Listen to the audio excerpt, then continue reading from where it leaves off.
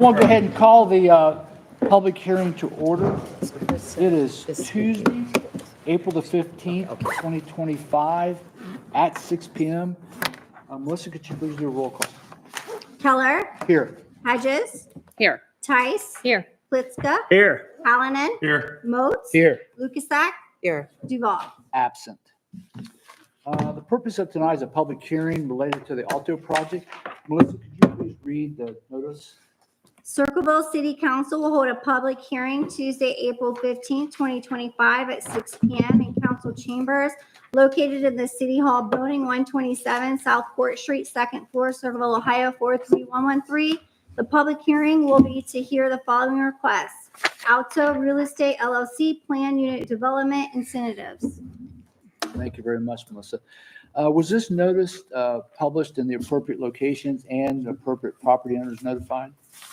This was published on the website, and letters did go out to the appropriate people.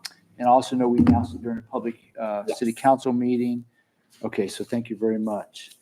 What we'll do tonight, again, this is a public hearing for this project related to the incentives. We first will allow 2 or 3 people talk related to the project, and then we will open it up to public comment. If you will, when you come to the podium, if you would please raise your right hand, the clerk will give you an oath since it is a public hearing. And then at the end of the public hearing, I'll announce the next steps. Okay? So first, I believe, Jim, is anybody from the city going to speak first? Or Hannah? No? Okay. I know Ryan Scribner's here representing the developers. So Ryan, if you'd like to come up. Ryan, if you would please raise your right hand. Do you solemnly affirm that the testimony given before this council of the city of Circleville shall be the truth, the whole truth, and nothing but the truth? I do. Ryan, please introduce yourself. Thank you. Good evening. Again, I'm Ryan Scribner. I'm with the Montrose Group, an economic development consulting firm, but here engaged with our client Alto Real Estate Development. And of course, many of you know me from the many years that I worked here locally at P3. And so it's good to see you. And for those of you who I've not met before, it's good to see you as well. I was warned by at least a handful of people when I walked in to be brief. And it's good to be that familiar that people can be that candid with you too, that to not go too long. But I do want. Ryan, we know you. Yeah, that's a good We thing. have a time limit. I welcome that, and I will be brief. But there's a lot of work that's gone into this moment now, as we're here to kind of talk about the construct and the utilization of your your incentive tools and your public financing tools for this project. So I want to do a few things real quickly. Define the project, just kind of for the record. Talk a little bit about the why we're talking about TIFs and CRAs and again, all of those different development acronyms. How we arrived on the solutions that you'll be considering in your legislative process going forward. And then just kind of what's in it for everybody from multiple different perspectives. So again, Alto has control of approximately 60 acres in the north end of Circleville.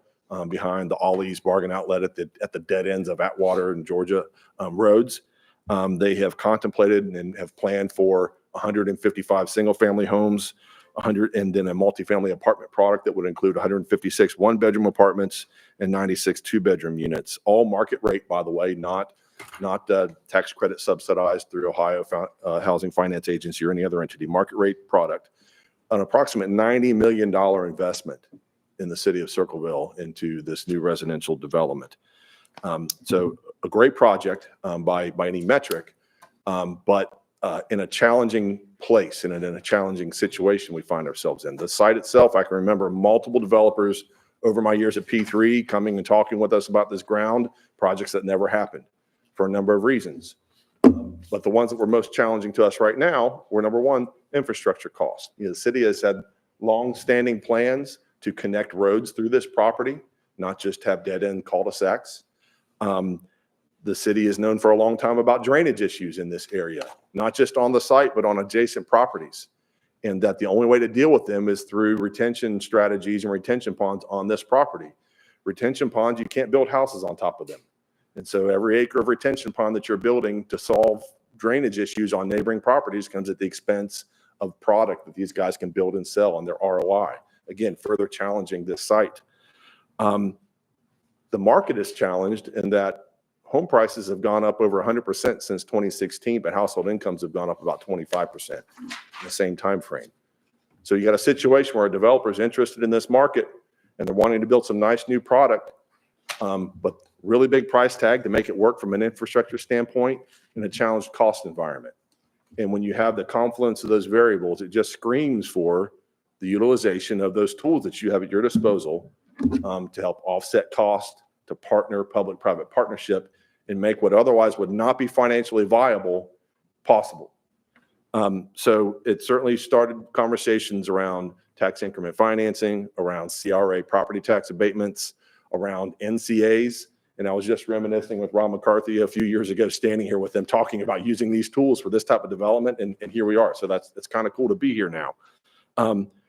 You have scenarios for these incentives in front of you. I want to talk real quickly about how we arrived on those scenarios. It's a common practice with a lot of the developers we work with now. Just go get us a max deal, the maximum percentage, the maximum term, get all you can, right? And if they don't say yes, we'll go somewhere else. And that's happened in the city with other developers and other projects here very recently. They come and make a really big ask, and if it isn't an immediate yes, they walk. Alto has not done that. We started with an ask and an expectation for a certain level of incentive and support to make this project work. And instead of it just being a hard yes or no, it was kind of like with the guidance and leadership from P3 in the city, let's talk about this, let's study it. We did an economic impact analysis that models what this development will look like from a financial impact for the community, for your local businesses if it gets built. And it helps to rationalize the potential utilization of those incentive tools. It's called an in-plan study. So we did that study through P3. You start talking about new rooftops and potential utilization of property tax revenue streams to make them possible. The schools rightfully had some concerns about that. And I appreciate Mr. Reeser being here this evening from the school board. We spent a lot of time with him and his colleagues in the school district doing a school impact study where we worked together to come up with a number of estimated new students that this property will generate. But within that, what it costs the schools to educate them, and then even more detailed, what's the local cost share versus what the state will support? And then within the local cost share, what's the impact of this TIF and this CRA scenario on the school's ability to do that? And we listened to the schools, we listened to Mr. Reeser and the superintendent Hallie and their treasurer, and we adjusted in a pretty substantial way what the ask was on the part of the developer. If you think of a sliding scale of what we were asking for in partnership and support to offset these costs, we moved it way over this way to the point where we can credibly now show that the schools will be effectively in the black as far as revenues this property will generate to more than offset the cost to educate these students, but still generate enough value in these incentive tools to offset a portion of the infrastructure costs that are a barrier to making this project viable. So again, a lot of time and effort went into like understanding all that, lots of meetings, lots of phone calls, and a lot of collaboration to arrive at that scenario that's in front of you now. And quickly what that scenario is as a community reinvestment area, CRA, property tax exemption of 15 years, 75%, not a full 100% like you can get in Columbus right now without even asking, but less than 100% on just the multifamily apartment product. That's really important because that directly affects lease rates. Listen, they're looking at a $40 million investment in apartments in Circleville, where the median lease is $900 a month. $900 a month apartments do not finance $40 million capital investments, especially when you tack on $6 million of public infrastructure. So the CRA abatement on the multifamily product really helps to keep the lease rates down closer to that market average and ensures, secures their ability to lease that product. So incredibly important. What we're not doing, though, is implementing CRA or asking for CRA on the single family product. The schools made the point, those generate more students. We need the revenue off of those to educate those students. When we modeled that school impact study, we agreed with them. It wasn't a fair ask to pursue that on the single family. We took it off. In lieu of that, we've played with these TIF scenarios. And remember, tax increment financing is an opportunity to capture increases in new property tax revenue generated by new development.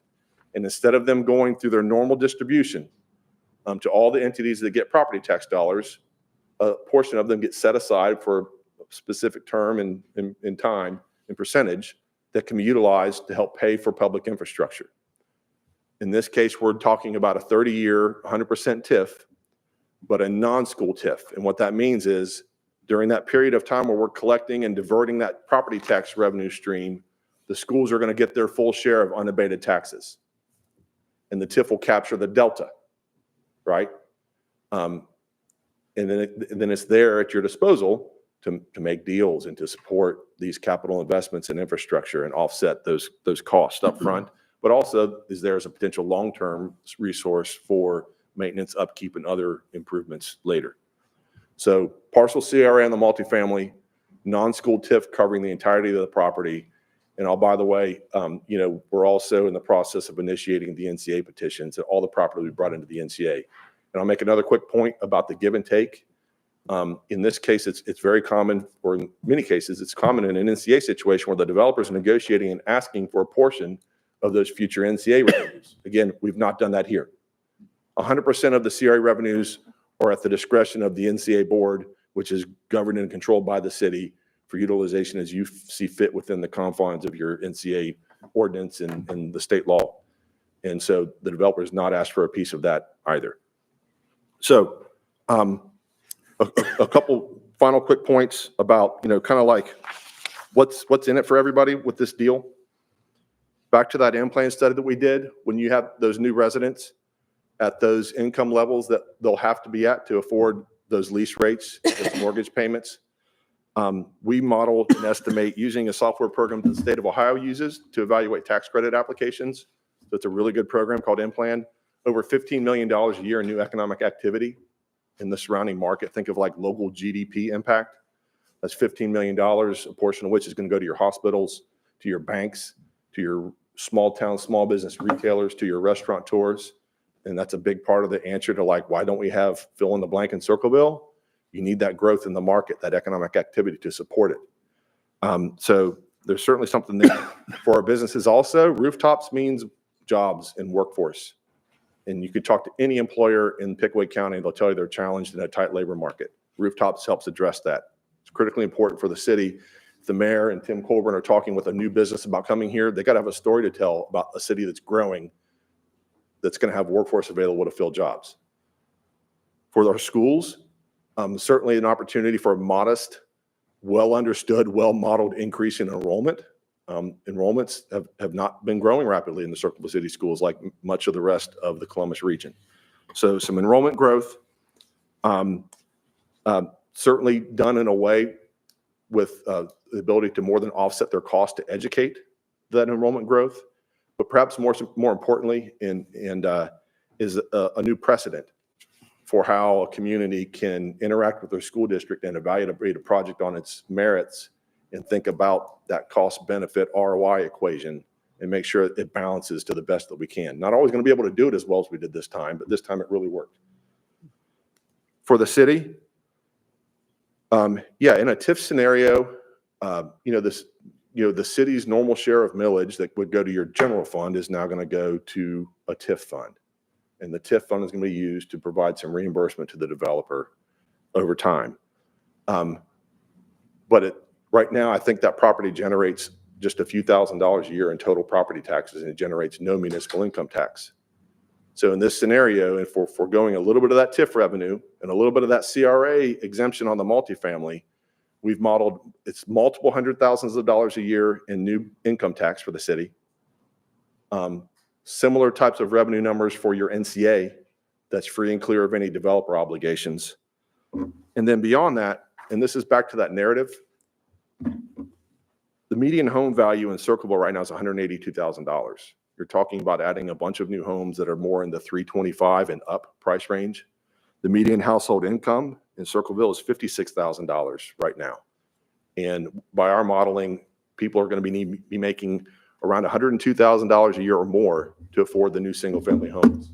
What that does for your demographic and metrics and indicators that other business people, potential investors, commercial development, retail restaurateurs, the city will continue to look more and more appealing as a market of opportunity and growth when you start to move your demographics in that direction the way that a project like this absolutely will do.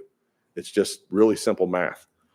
So again, special thank yous to Mayor Blanton and her team within the city administration, always available, answered a lot of questions, provided a lot of input, provided a lot of leadership in particular with our county commissioners, who, by the way, have supported this project by waiving their notice rights for these incentives and also waiving their rights to any claim to any of that millage in the TIF. It's a true form of partnership from the county commissioners to the city of Circleville seeing benefit in this project. Special thank you to our school district again. Can't say enough about Circleville City Schools and their engagement and understanding and input, but also sticking to their guns in doing their jobs, looking out for their constituents. And then lastly, special thanks to Tim and Lexi and the team at P3, who are always the glue in the middle of all these situations. So that's long-winded. I talked longer than I was supposed to, but I feel really good about this project and that we've done it the right way. I'm proud of the work that everybody's put into it, and I feel really good about the solutions that are in front of you for your further consideration. Thank you. Ryan, thank you very much for your comments. Mr. Colburn.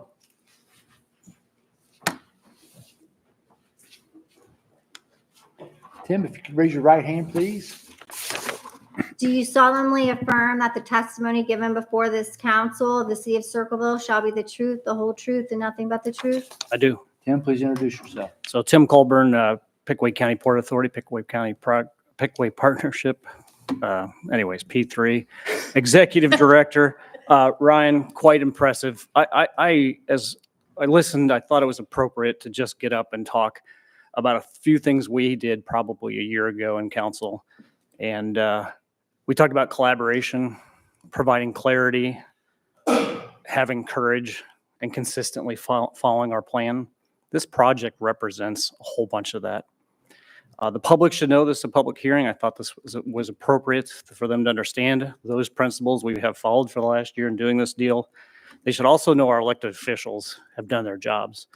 And we should each be proud of the different stakeholders, from the county commissioner's willingness that Mr. Scribner mentioned, to the mayor's availability, to the elected officials on the school board doing their jobs. That's how you get things done in a community. That clarity allowed Alto to be a great partner.